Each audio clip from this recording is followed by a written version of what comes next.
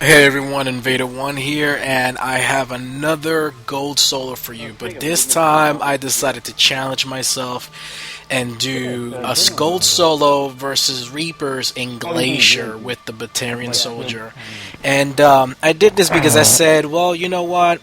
I want to do a challenge, and I want to make sure that I survive as much as possible. I just wanted to test myself and see if I can. And guys, you will see that I am nearly flawless till about the sixth wave.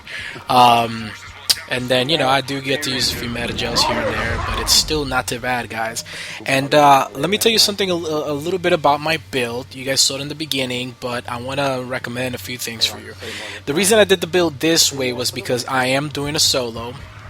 And at the same time, I wanted as much protection as possible, and I wanted to do a lot of damage, as much damage as possible. And you will see that with this setup, guys. This is a good setup for close range quarters, and it works very well. Now, let me tell you why I picked ballistic blades the way I did.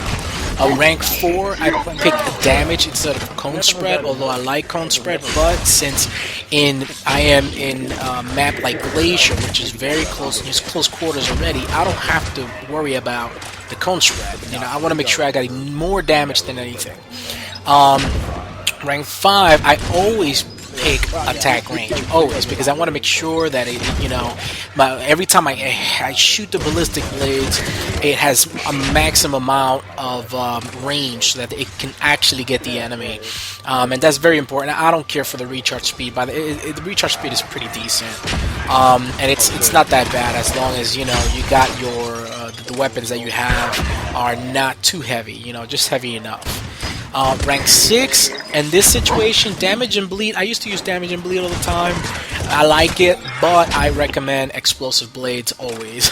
It is just so good because in a situation like this, like I'm doing a solo or close range, if you need to get away because you need to heal or your shields need to come back up, then you're gonna want to just shoot the explosive. You want to shoot the ballistic blades and leave, so that if you're trying to get away from the enemy and so that you can heal yourself, get your shields back up, and the enemy's right behind you. You can just shoot the ballistic blades, leave, and you'll be sure that the enemy will either be staggered or the enemy will be destroyed. So that's just a great thing. And ballistic blades, the explosive blades deal 530 damage.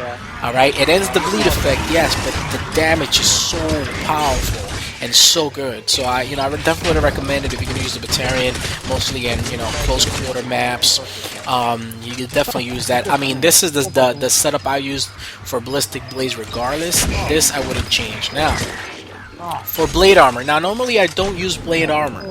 Okay, the reason I use blade armor here is because I wanted as much damage protection. I am fighting against Reapers, and since they have a lot of melee, the brutes melee you, the little husks melee you. I mean, everybody, the marauders. Just you turn a corner and they're already hitting you with their elbows. So I wanted to make sure that I have enough damage protection and that they receive damage back. So for blade armor, I actually put it on here. I definitely recommend it if you're playing against Reapers. Blade armor is really good.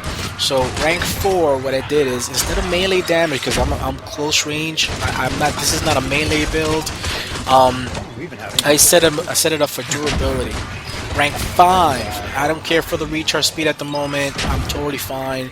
I did damage return. Why? Because any target that melees me will take increase. I think the damage return is by 150%. I believe that's the case. You can check it out in the beginning of the video. Now, rank 6, I chose durability because I wanted to make sure that I had damage protection by an additional 10%. And that is definitely something that works out really, really good in this video. As you can see, I have a lot of damage protection. Now, normally, what I would do with this build, if I got a map that it's not close quarters, and you want to create a build that's a little bit more versatile, I would just go with ballistic blades and inferno grenades. This time, I did not put inferno grenades, even though I would have loved to have had them. I mean, inferno grenades are really good. I don't care what anybody says. They're just great grenades. I mean, they just melt through the enemies. I mean, in such a great way. So I'm just going to talk a little bit about inferno grenades, the build, if you want to use that. Rank 4, what I would use is damage instead of impact radius. The impact radius is nice, but most of the time you can get the grenade right in the center of a few enemies and they'll get hit. Rank 5, instead of mass grenades, I use damage. I like to increase the damage by 40%. I want to make sure that, you know, this thing is just eating up enemies. Yes, it's nice to increase your grenade capacity, either or, that's fine, but, you know, my personal build is damage. Rank 6, you know, a lot of people, yeah, this is one of those things that, you know, a lot of people like the radius and shrapnel, because you increased by one fragment, and then the shrapnel by 1, and then you also increase the radius. And some people like armor damage. If you're fighting against Reapers, I recommend armor damage.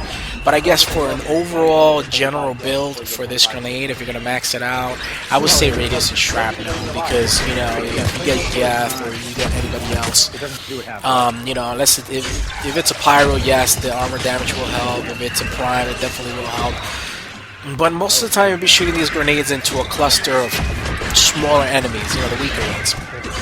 But anyways, you know, I definitely recommend Inferno grenades. And this time I didn't use it because I wanted as much damage protection. This is a solo against Reapers in on Glacier. Yeah, I know, you guys are probably not going to believe that, but I do it. Full extraction, guys. Also, on for the Batarian Enforcer, the training. Usually I like increased weapon damage bonus by 7.5% and spare ammunition. That's normally what I put, and that's I do recommend that instead. But in this situation, because I am in a close quarter map, I chose damage and capacity because I wanted to make sure my ballistic blades were powerful enough to handle all the enemies that were coming at me in such a small room. So I wanted to make sure that ballistic blades were just totally tearing them apart. Rank 5, I did the same thing. Instead of headshot damage bonus, I did power damage and force bonuses. I want to make sure my ballistic blades were just really just amazing. Rank 6, snipers and shotguns, it doesn't matter, guys. I mean, I wouldn't use it. I would go to damage and ammo, because you get your weapon damage up and you increase your spare ammunition. This guy's really good for, like, you know, the Harrier and, you know, weapons, shotguns, you know, just weapons that require a lot of ammo. This guy's really good. You get a spare ammunition, and he does a lot of weapon damage. And again, if you would have chosen a rank 4, you know, the damage and capacity plus rank 6, damage and ammo, I mean, this guy just he's a beast when it comes to ammo. Fitness, I maxed out everything on all the bottoms. You know, the durability, shield recharge, and rank 6 fitness expert, because I always want to make sure he's a little tanky. You know, again, this is not a melee build. This is a survivability build.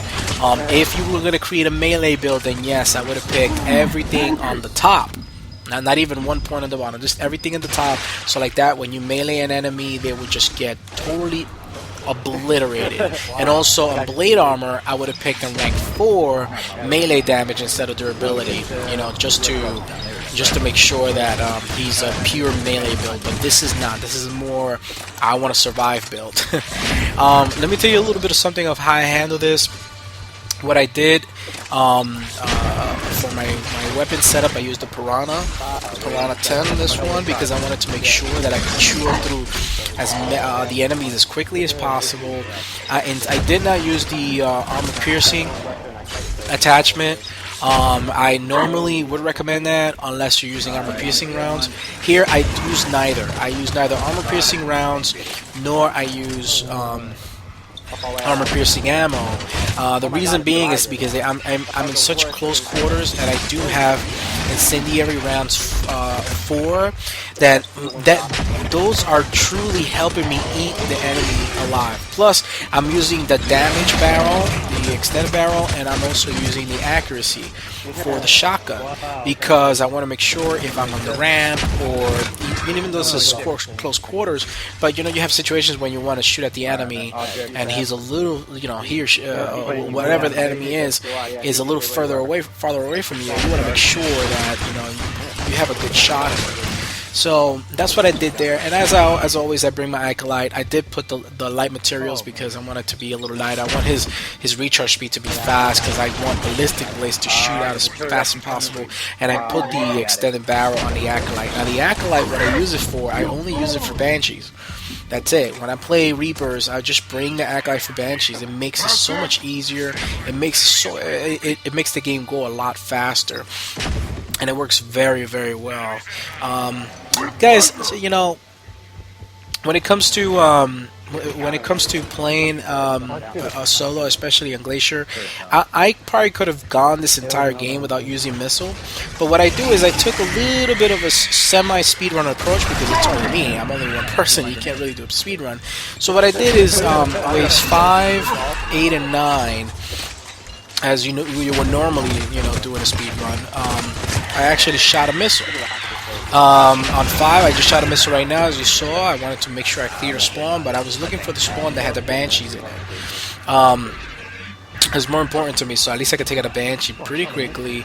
And yes, more Banshees will, spawn, as you saw there, but, I make sure I take care of that. Now, guys, I also, to be able to survive in Glacier with a character like this that can't teleport, like the Slayer, or can't really do stuff like that, I made sure, because he doesn't have a dodge either, I made sure that I had the adrenaline mod. So that allows me to run as fast as possible. So that means, guys, when you're going this fast, you got to be able to handle that. Okay, you got to make sure that you have your situation aware, and that you're aware of what's going on around you, and you're able to handle that in a close range map like this. And there will be situations, guys, also that you will notice that I kind of run right past Banshees. It's only because I actually know the Banshee's movement style. Yes, there are moments that I do get picked up by Banshees. It still happens. You guys know that.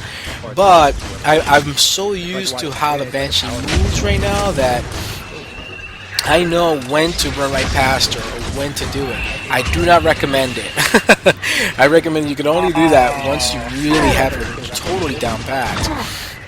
And usually that's when she stops warping, usually when I actually just run right past her, because when she stops warping through the air is when she's ready to stop and start shooting at you, start shooting her warp balls at you. So that's what I do here. Now, when it comes to doing a solo like this, on a map like Glacier, I go around the map. I make sure that I am leading some of the boss enemies to me to take them out as quickly as possible.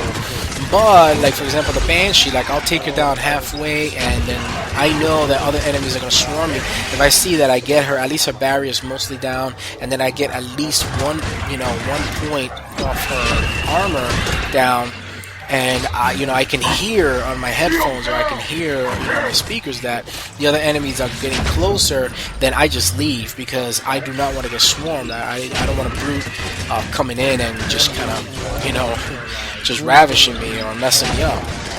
But anyways, that's pretty much what I do. You gotta definitely pay attention to the sounds. The Banshee has her own sound. The cannibals have their sounds. The brute definitely has his own sound. The other thing that you gotta do is, when you're working with the Banshee, take as much cover as possible. Get to know the map. And that's with any game. That's Platinum games. That is with any team game too that you're on. Get to know the map, so you notice when I stop to fight the Banshee, I know that there's cover in front of me, so that when she is about to shoot at me, I can immediately take cover. And that's something of a bit of a skill that you have to kind of pick up. You definitely have to to be able to take cover that quickly. So that's something that I do. You notice, I already know, here she comes. Well, she's almost dead, so I don't take too much cover, but I know that if I needed to take cover on the wall, I would have. One other recommendation, you'll see me do this in the solo. Most of the time it works, and one time it didn't. If, let's say you're in the stairway here, and this is packed of enemies, but behind you there are Banshees, you can't even go back there. Put your back to the wall, and then slide up. So like that, you can go right ahead and kind of slide past the enemies. It's not 100%. The enemies can still hit you and hurt you, but you can actually get right past enemies. And that's for any kind of cover, guys. So now, As you noticed, I got quite a few objectives, guys, and these were objectives like the hack. You know, and these objectives were not easy, but you know, hey, I was able to, you know, rock the objectives, and I had a lot of fun with them. One of the main things in a hack, what you want to do, you want to hang out as much as possible by the hack.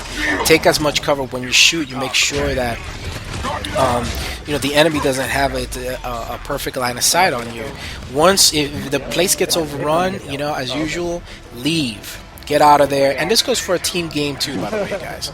You know, if you're in a hack, and yeah, you know, if you're in platinum, you might just missile everything that comes to you. That's fine. But if you're in a bigger map on platinum, a speedrun is different. You don't need to do it that way. But if you're in a bigger map on platinum or a medium-sized map, and you're about to get overrun, and everybody's just dropping, just pick each other up and get out of there. Just leave. Or maybe one person can stay, like an infiltrator, and just everybody leave.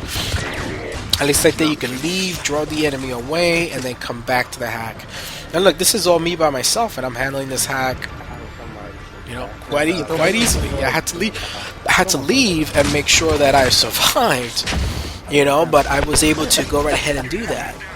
You know, and I still got, you know, my gels. I still got, you know, most of my equipment, guys, because, you know, I'm trying to handle this in a much more intelligent manner. And by the way, guys, as you guys know, you know, I'm mostly the team tactics guy, you know, but I started doing these solos, kind of like, and duos, to show, the duos show smaller team tactics, you know, when you actually work with another person as a smaller team. And the solos, I decided to do them because, you know, it's just to kind of show you guys how you can be a well-rounded player. You know what I mean? You can do speed runs, you can do solos, you can do duos, you can do platinum. I mean, I already have a platinum duo video that you guys can check out. And I'm hoping to have a platinum solo very soon. I've been very excited about that. You know, I think you guys enjoy the character that I have picked. It's not a GI, not the Geth Infiltrator. No. Decided not to go that route. So make sure that I got something really interesting for you guys. And I've been practicing, and so far I've been getting really far. So I want to make sure that when I put that video out for you guys, it's going to look really good. So anyways, guys, you guys can definitely use this build for your multiplayer games. It's a really good build. As you can see, the ballistic blades are doing a ridiculous amount of damage. As you can see, also the adrenaline mod goes. It's just really good. It allows me to go extremely fast. And in a solo like this on Glacier, you have waves like wave 7 that you get a lot of enemies. You know, wave 7 is actually pretty tight. You know, you actually do, you know, get enemies like the Ravagers. Just be careful when you're running right past them. You know, they will, you know, release their sack, and it's just kind of messes up your flow.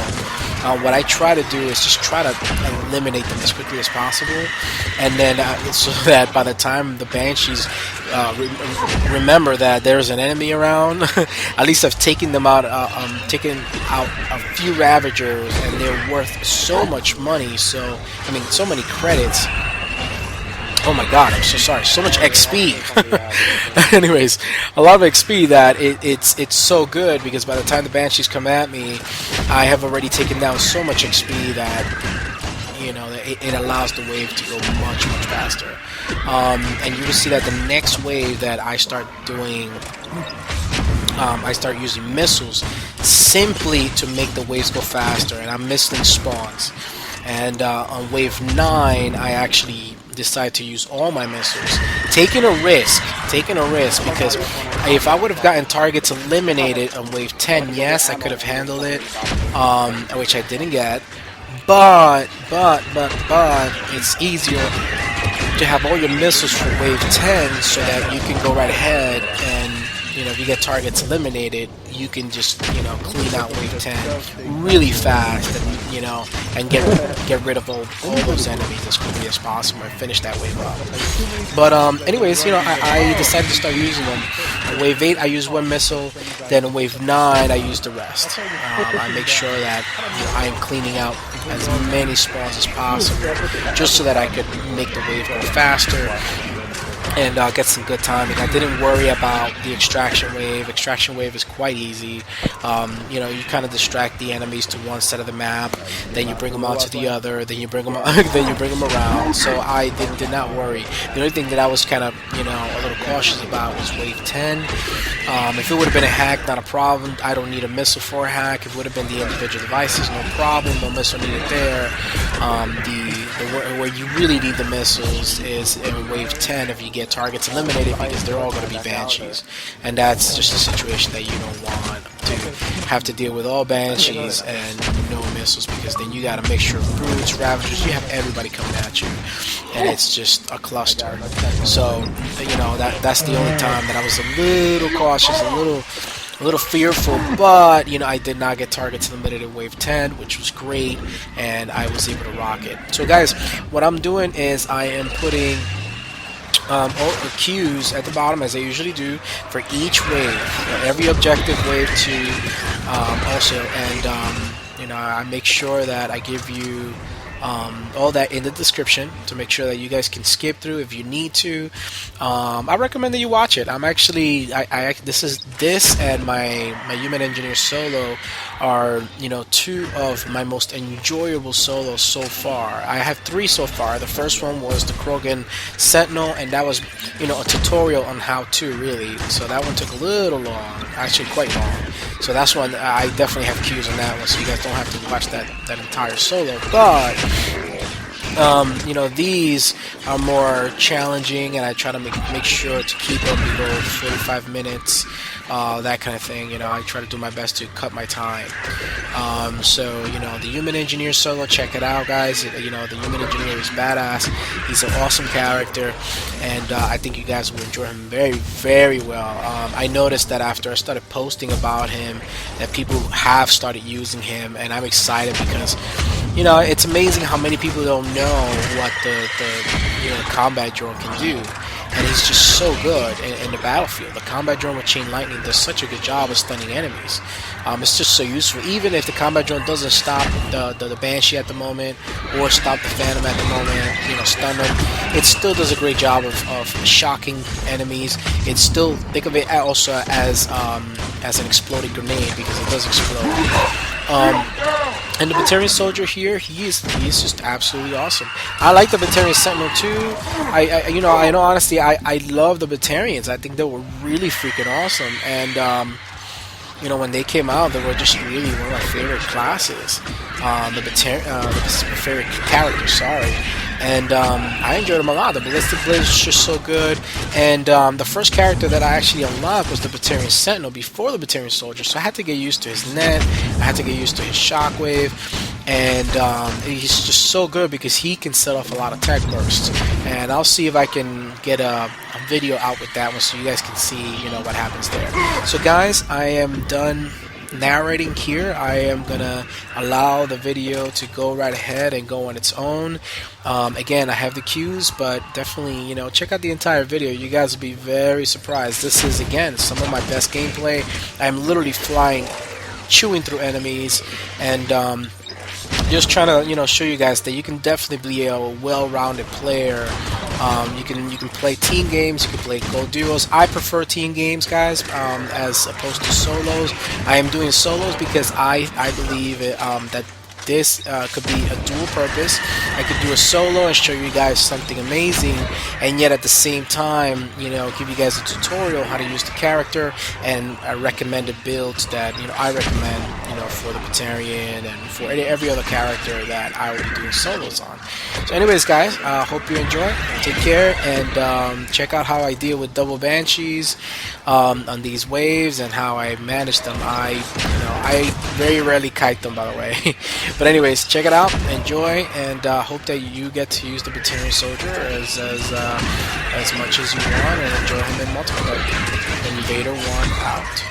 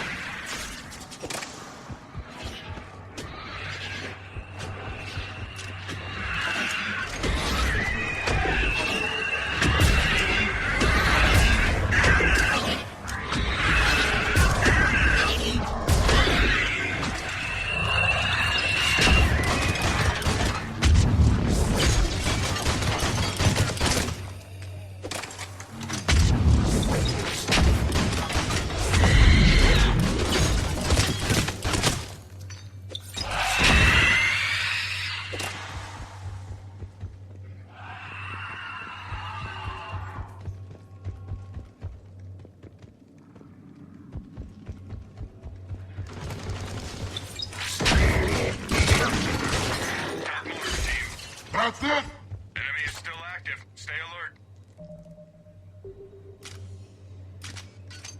Enemies inbound. Understood! Enemy! Johnson!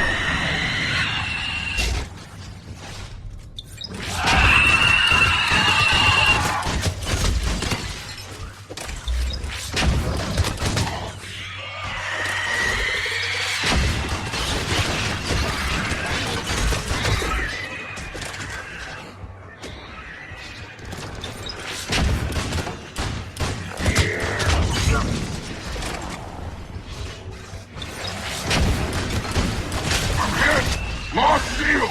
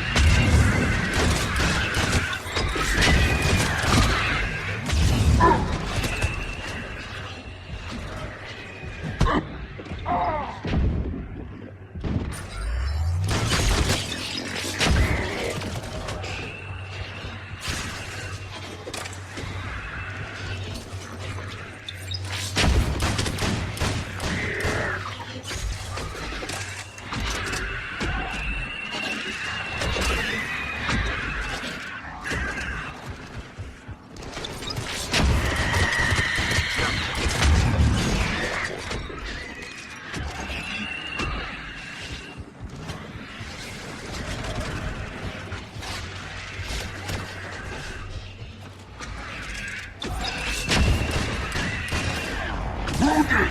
Shield down!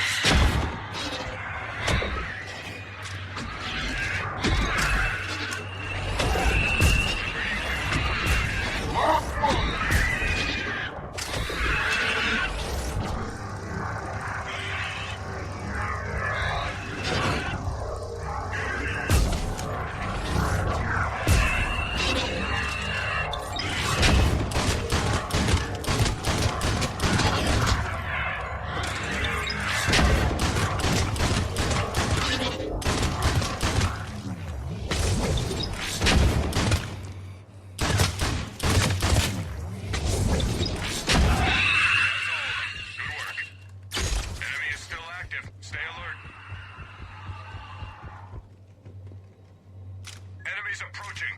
Got it! Contact!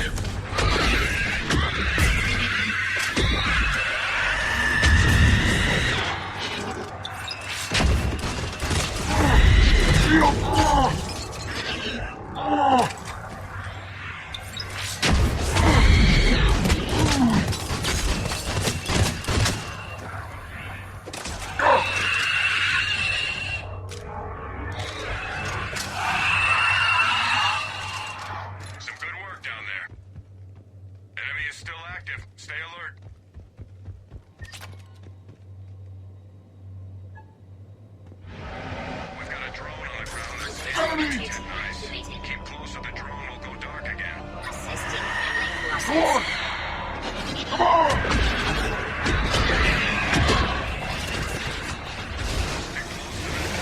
It shuts down defensively.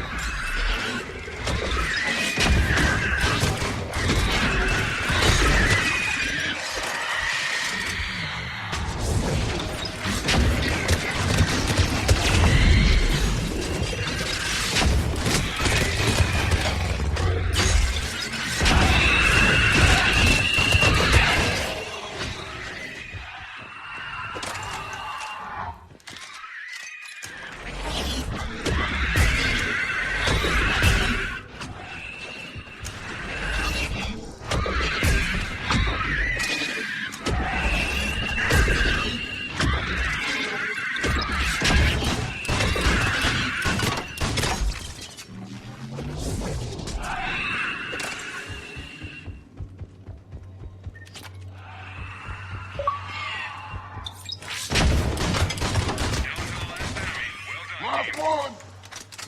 Stay alert. Enemy is regrouping. Get to the extraction zone. With pleasure! Let's move!